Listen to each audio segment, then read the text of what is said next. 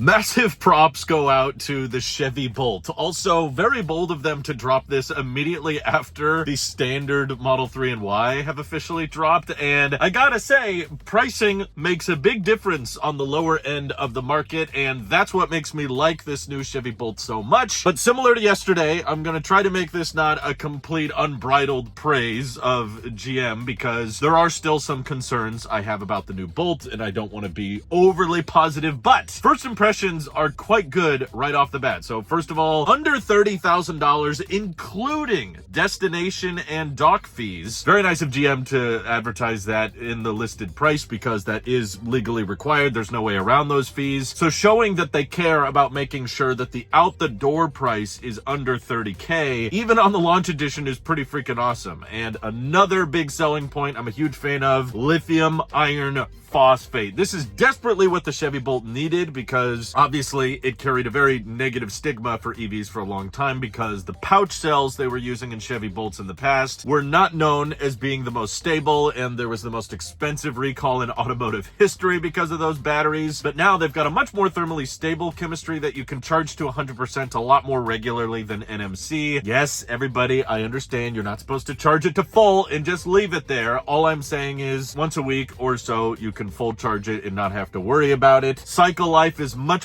higher on LFP, and 255 miles of range. Very peculiar number that I'm actually very happy about, because like I said, LFP doesn't have a big impact if you charge it to full all that regularly, whereas the standard Model 3 and Model Y that just came out, they're still using 2170s. They're NMC batteries that get 320 miles of range, but because they're NMC and they don't recommend charging them to full as regularly, they recommend you charge them to 80%.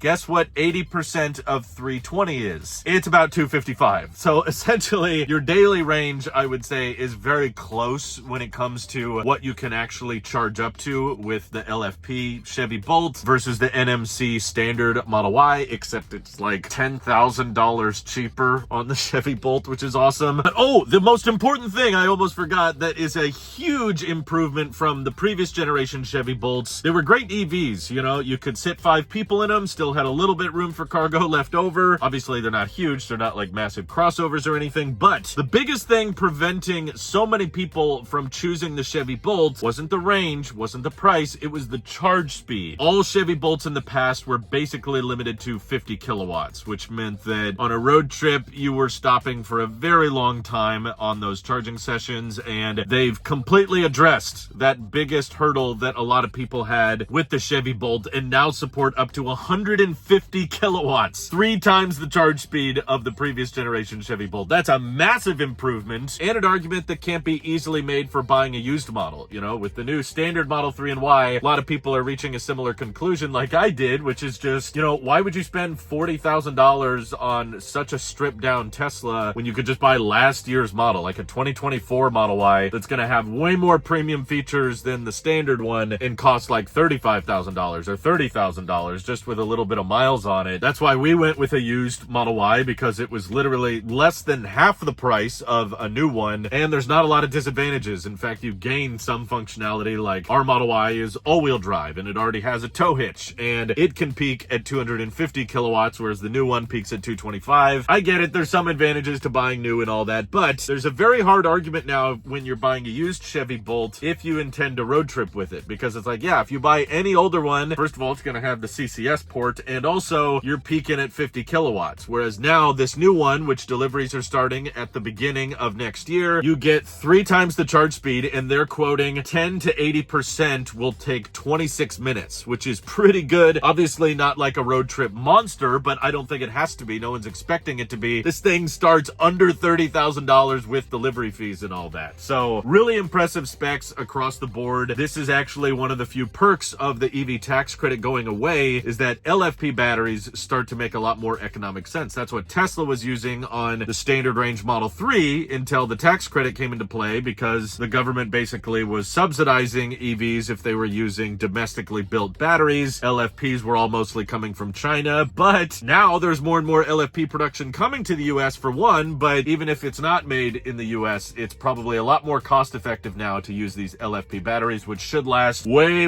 longer than the pouch cells they were using before. before. So overall, just great decisions across the board. I think a lot of people are going to be very happy with the Chevy Bolt. Now I think it's going to actually be decent at road tripping compared to before. Very happy with that price point. It's crazy to think that you can still get a decent EV with an AX port, by the way, under 30K and still get 150 kilowatts. That's basically matching the specs of my Model 3. Technically, the Model 3 started at 270 miles of range, so a little bit better, but in real world uses, it's not going to make a huge difference. It just depends on how fast you drive and weather conditions and all that. And the peak speed on my LFP Model 3 is 170 kilowatts, but when I plug in at superchargers, I only get over 150 for a couple of seconds, and then it tapers down a bunch. So I'm very curious of the charging curve of the Chevy Bolt, like how long it can hold 150 kilowatts. LFP tends to be better at holding a decent charge curve. But with all of that praise, I will still express a little bit of concerns, just a little bit of frustrations, just so this doesn't feel like a GM ad, because GM does a lot of things that I don't like. But for one, I still don't like the charge port location. Like, Tesla is still putting V3 superchargers in the ground with those shorter cables, and there's going to be a ton of situations that I've experienced myself where there's technically a supercharger available, but you can't plug in because the charge port is in the wrong place. I think if you're redesigning the battery pack and the battery management system anyway, they changed the exterior look of the Chevy Bolt a bit. Along with all of that, you probably should have relocated the charge port. I don't care if it's passenger side front or driver side rear, just one way to ensure that you can reach all those V3 cables, and I still find it kind of annoying that they didn't reposition it. But here's hoping with all the new V4 dispensers going in that the longer cables should make it easier for people to only occupy one stall. But I've even been at V4s where people still park in the wrong space and they just take advantage of the longer cable, but they're technically occupying two stalls. It's happened, and I experience it all the time, which is why it annoys me. Part two, the price is so good, and I'm very impressed by that, but knowing that GM does rely on the dealership model, it makes me worried that even if there is a ton of demand for the Chevy Bolt, will dealers try to capitalize on its low price and say, hey, if you buy it through us, it's going to be 33K or 35K, just because they know they can get away with that. So because there's a dealer in the middle, that does make me kind of skeptical on whether or not can people actually take delivery at these low prices. I don't know. Hopefully they can, because I do know a few people that got Chevy Equinoxes for MSRP. So I know it's possible to actually not pay any dealer markups through GM products, but I feel like the demand is just going to be crazy high for this Chevy Bolt. I don't know. We'll see. Also, part three, I don't particularly love the look. I mean, it's fine. It's a little cleaner than before, but as far as aesthetics go, yeah, if it was a beauty contest, I still think the standard Model Y looks a lot cleaner visually and more aerodynamic.